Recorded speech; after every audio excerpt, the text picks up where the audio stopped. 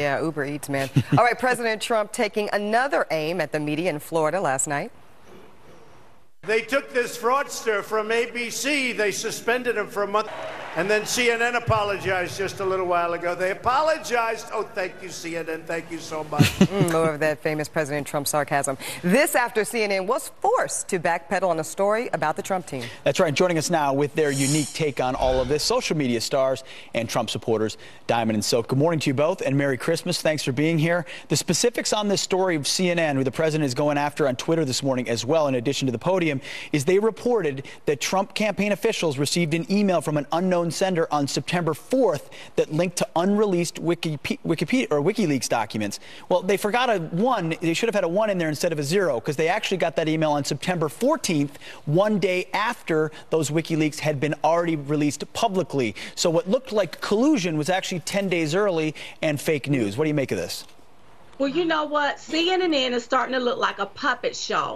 They sit on their platform like stage puppets and spread lies. That's right. That's why we call them the very fake news. Now, whoever put this story out, they need to be fired. And CNN need to understand, as a news organization, you are supposed to speak the news, report the news, but not be the news. That's right. Let me ask you guys, now we've got not just CNN, but we've got ABC, and there's some other stories with relating to a Deutsche Bank account, but we have multiple incidences now, Diamond and Silk, on the biggest story of the year, the Russia probe. I've been hammering it all morning. For folks like yourself out in America, what does it say about their trust in the media? Listen, we don't trust the media. That's right. We know that they're trying to feed us a narrative so that they can win in 2020, and it's not going to work. We don't need them feeding us or spoon feeding us anything. We can think for our own self, and we see the bias, and we don't like it as Americans. That's right. Also, ladies, John Lewis, a civil rights icon, of course, he's refusing to attend the opening of the Civil Rights Museum down in Mississippi today because President Trump will be there. Ladies, what is your take on that? And specifically, let me ask you, although he won't be there, do you believe that John Lewis has earned the right to handle this situation as he sees fit?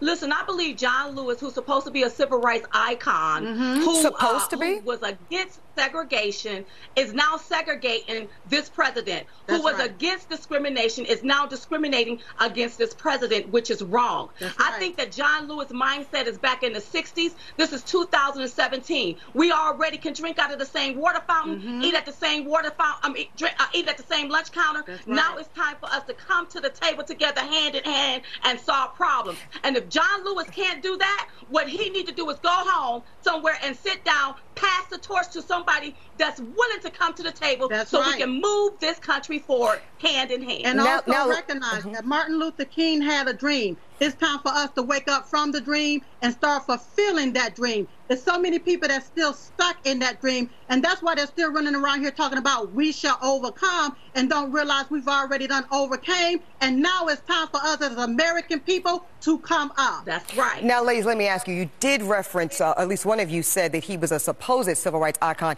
Is there a dispute there from your lens as to whether No, John he's a Lewis... civil rights icon. Oh, okay. Excuse me, let me clarify. Yeah. He's a civil rights icon, but what really gets me is that they're still fighting. These older icons, civil rights leaders, are Yes. still fighting a fight from the 60s. We done overcame that. This That's is right. 2017. Let's move this country forward, and if we have a president that wants to make this place great again for all people, then let's help him do it.